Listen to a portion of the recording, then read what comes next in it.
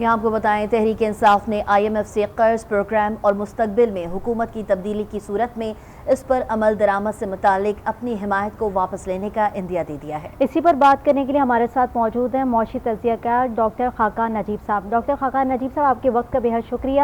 جس طرح سے تحریک انصاف نے IMF سے قرض پروگرام اور مستقبل میں حکومت کی تبدیلی کی صورت میں انہوں نے ایک عندیہ دے دیا کہ ہم یہ آپشن جو ہے یا فیصلہ جو ہے ہم وہ واپس لیتے ہیں، آپ کیا سمجھتے ہیں کس طریقے کا فیصلہ ہے؟ بسم اللہ الرحمن الرحیم۔ کوئی بھی ملک دنیا میں جب ایک بیرونی خسارے کے چیلنج میں آتا ہے یا اس کی ایکسٹرنل نیڈز جو ہوتی ہیں ڈالرز کی، ہارڈ کرنسی کی، وہ ایسی ہوتی ہیں کہ وہ خود پورا نہیں کر پاتا، تو انٹرنیشنل آرکیٹیکچر یہ ڈکٹیٹ کرتا ہے کہ ہم ایک IMF کی فیسلٹی جو ہے اس کو اویل کریں۔ کرنٹلی ہم دونوں چیلنجز میں ہیں۔ ہمارا ایک کرنٹ اکاؤنٹ کا چیلنج ہے، ہمارا ایک بہت بڑا چیلنج $25 ارب اکٹھے کرنا ہے جو ہمیں اس مالیاتی سال میں FY24 جو ختم ہوگا اگلے جون 2024 میں چاہیے۔ آپ کے دوستوں نے بھی آپ کو یہی کہا، دوستوں سے مطلب آپ کے جو دوست برادر ملک ہیں، کہ آپ IMF کے پروگرام میں رہیں گے تو ہم آپ کی مالی معاونت کریں گے۔ پاکستان میں جو اس وقت کرنٹ سٹیبلٹی بھی آپ کو دکھائی دے رہی ہے، اس کا بڑا جز IMF کے پروگرام میں رہنا، پروگرام کے اہداف کو پورا کرنا، پروگرام کے بینچ مارکس کو پورا کرنا اور پروگرام کے ریفارمز کو ایٹ لیسٹ جو بھی اس میں طے ہوا ہے اس پر چلنا۔ یہ ایک سگنل ہے جس کو ہمیں قطعی طور پہ اس سے وڈرا نہیں کرنا چاہیے۔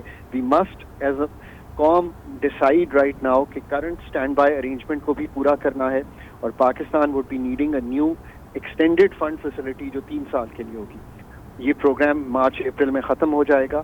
اس پروگرام کو ایک سٹینڈ بائی ارینجمنٹ کے طور پہ سمجھیے۔ یہ ایک برج فیسلٹی ہے جو IMF کے ساتھ 9 ماہ میں آپ کو رائڈ آؤٹ کرا رہی ہے یہ ڈیفیکلٹ وقت۔ میکرو اسٹیبلٹی جو انیشلی ملک میں دکھائی دے رہی ہے، اس کو بالکل ڈیریل نہ کیجیے، بیکاز یہی پاتھ سیٹ کرے گی for more growth, jobs and opportunities in the country in the years ahead. اگر ہم ایک نئے پروگرام اور پھر اسٹرکچرل اپنے جو مسائل ہیں ان کو حل کر سکے، میرا خیال ہے اس سے اور کوئی زیادہ ڈفیکلٹی پاکستان میں نہیں ہے، بلکہ یہ جو ٹرانزیشن ہمیں کرنی ہے from the current stand by to a long term program with the IMF، and I think it is essential that we stay this path. تو یعنی خاقان صاحب، PTI کا یہ فیصلہ پاکستان کے معاشی حالات پر اثر انداز ہو سکتا ہے؟ All stakeholders have to be on one page. Pakistan cannot be run in the short run without the IMF support. ہم ایک ICU کی اکانومی ہے اور اس میں اس وقت ICU کا جو ڈاکٹر ہے وہ IMF کی ہے۔ سو آل اسٹیک ہولڈرز، چاہے وہ PTI ہو، PMLN ہو، ہماری اسٹیبلشمنٹ ہو، سول بیوروکریسی ہو، everyone should be on one path کہ ہم اس وقت پاکستان کو IMF کے اہداف کو کمپلیٹ کرنے میں ہر کوئی مل کر مدد کرے۔ I mean, I have a very very clear point of view on this.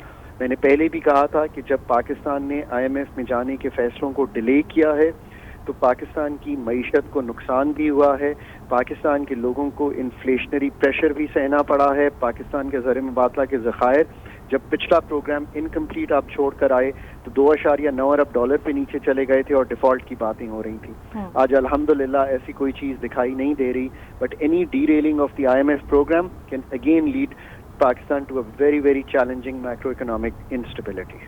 ٹھیک ہے ڈاکٹر صاحب، بہت شکریہ آج نیوز کو وقت دینے کے لیے۔ تحریک انصاف نے IMF سے قرض پروگرام اور مستقبل میں حکومت کی تبدیلی کی صورت میں اس پر عمل درآمد سے متعلق اپنی حمایت واپس لینے کا عندیہ دے دیا ہے۔ اپنا تجزیہ دے رہے تھے ڈاکٹر خاقان نجیب، بہت شکریہ آپ کا۔